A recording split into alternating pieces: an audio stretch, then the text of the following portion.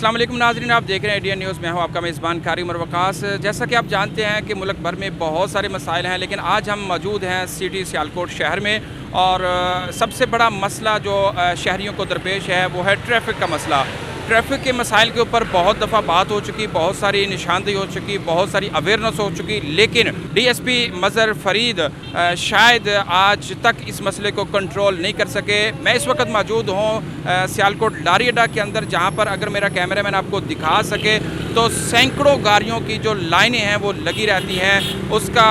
मसला क्या है कि वहाँ पर सिग्नल ट्रैफिक जो है वो मौजूद नहीं है, वहाँ पर ट्रैफिक वार्डन जो है वो तैनात नहीं है, वहाँ पर लोगों को अवेयरनेस नहीं है। और हमारे ज़राए ने और हमारे कैमरामैन इंशाल्लाह आपको दिखाएंगे कि यहाँ पर रोड के दोनों अतराफ बहुत सारी वर्कशॉप हैं जिन्होंने गाड़ियों की लंबी लाइनें लगाकर वहाँ पे उनकी मेंटेनेंस का काम शुरू कर रखा है। बहुत सारे ऐसे फ्रूट के ठेले हैं जो लगा रखे हैं, बहुत सारी ऐसी और वर्कशॉप हैं,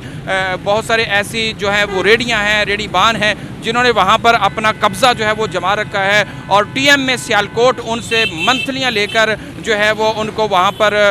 कह लें कि इजाज़तनामा उन्होंने दे रखा है, जो गैर कानूनी है, गैर इखलाकी है, कि उनकी वजह से पूरा रोड, पूरी जो ट्रैफिक है वो जाम हो जाती है। लेकिन 20 मरतबा जो है वो कह लें इनको अवेयरनेस देने के बावजूद